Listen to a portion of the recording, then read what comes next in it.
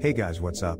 I know a lot of you are wondering when Apple is going to get some kind of fingerprint ID reader in the iPhone. And it looks like the wait won't be much longer.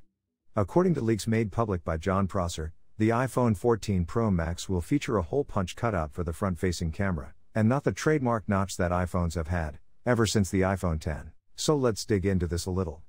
Having just the hole punch for the front-facing camera would mean they don't have the room for all the Face ID hardware, right? And that could only mean that they will be debuting the long-awaited, under-screen fingerprint reader.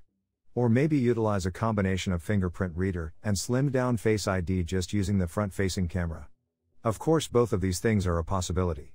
You can count on some sort of top-notch security feature to get into the iPhone 14 Pro Max, that's for sure. So with everyone assuming there will be a fingerprint ID, after having the hole punch design reported, what if Apple has something else up their sleeve?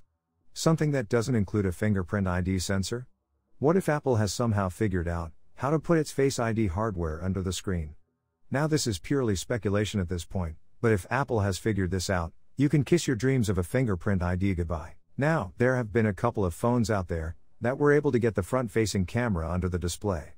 With some mediocre results, especially with taking pictures on the front-facing camera being foggy.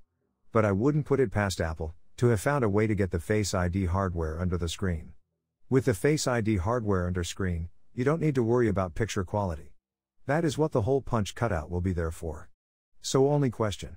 If you have the Face ID hardware under the screen, what impact will that have on screen quality in the area? On those phones I mentioned earlier, it was noticeable if you really looked for it, and you knew it was there, but for 99% of the time, it was hardly noticeable. And if Apple were to put their twist and design innovation on it, I'm sure they could improve on that even more. So bottom line, it looks like Apple is ditching the notch, at least on the 14 Pro Max model.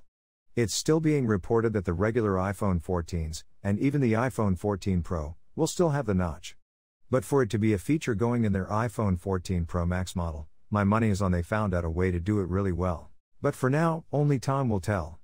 I'm sure as the next 10 months come and go, we will get a lot more information on what features will accompany the iPhone 14 Pro Max, with the hole punch cutout. And with or without the fingerprint ID. Until then, be sure to like and subscribe, and we will keep you posted on what we find out, here at Unbox Reality.